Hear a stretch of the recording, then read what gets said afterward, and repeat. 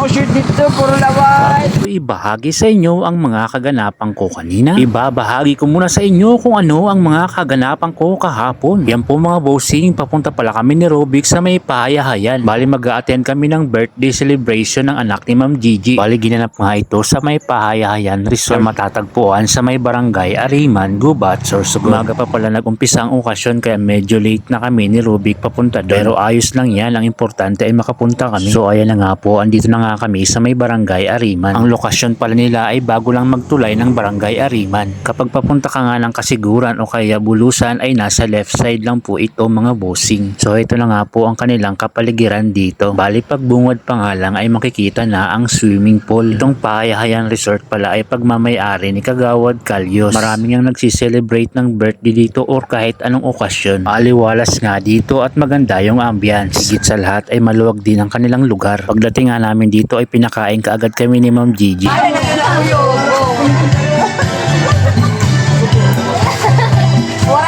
Ito ang sinanay ay napahataw na sa chat. Dahil sa late na nga kaming dumating kaya nag-umpisa na ang program nila. Pero bago yan, magpapasalamat muna ako kay Ma'am Gigi. Maraming salamat sa iyo Ma'am Gigi sa pag-asikaso mo sa amin dito kahapon. Nag-enjoy po kami at nabusog rin kami sa mga pagkain. Lalong-lalo na sa ice cream inupakan namin ni Robic. Itong mga kasama ko ay nagbabalak ng kumanta kaya naghahanap na sila dito sa may sungbo. Itong si Joshua nga ay nakapili na ng mga kakantahin niya para mamaya ay sasalang na lang ng mga kakantahin.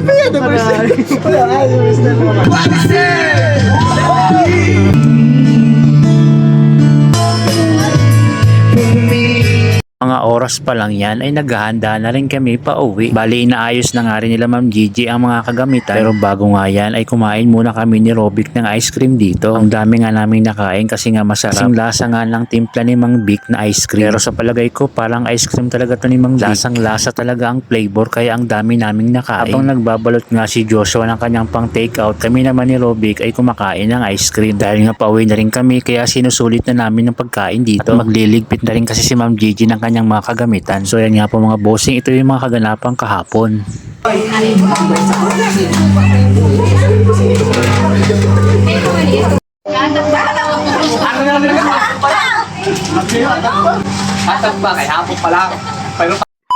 Ito naman po ang mga kaganapan ngayong araw. Pero bago yan mga bossing, hindi ko pa kayo nababati ng isang matagumpay na araw na naman. Dahil nga po sa may pasok na naman ngayon, kaya busy na lang po ang bossing nyo sa pagluluto. As usual nga, gumising na naman ako ng maaga para ihanda ang mga kasangkapan. At itong kapatid ko nga ang aking katuwang dito sa pag-aasikaso. Siya nga pala ang tagaripak ng mga niluto ko. Ako nga ay gumigising ng alas 12 ng madaling araw kasi marami akong mga inaasikaso dito. Kaya kailangan talagang gumising ako ng maaga. Itong kapatid ko naman ay alas 2 ng madaling araw gumigising. Halos 2 oras din ang pagitan ng aming pagising. Itong mga rice meal pala ay si Jenny naman ang nag-aasikaso nito. Ito nga po yung mga putahe namin, chicken with gravy at saka pork sisig. Ang chicken with gravy pala namin ay isa sa mga best seller namin sa kantin. At itong pork sisig naman, ngayon nga lang din ulit ako nagluto nito. Pero sa palagay ko siguradong mabenta rin ito. Ang niriripak pala naming rice meal ay halos umaabot ng 200 piraso araw-araw. Mabenta kasi ito sa kantin kaya marami ang ginagawa namin. So ayan nga po mga bossing, bali nagpiprito ulit ako ng maskara ng baboy. Inihahanda ko na kasi yan para bukas ay naka-ready na lahat. Pagsapit naman ng hapon ay nag-aasikaso na ako ng mga lulutuin ko para bukas. Hinihiwa ko na nga itong manok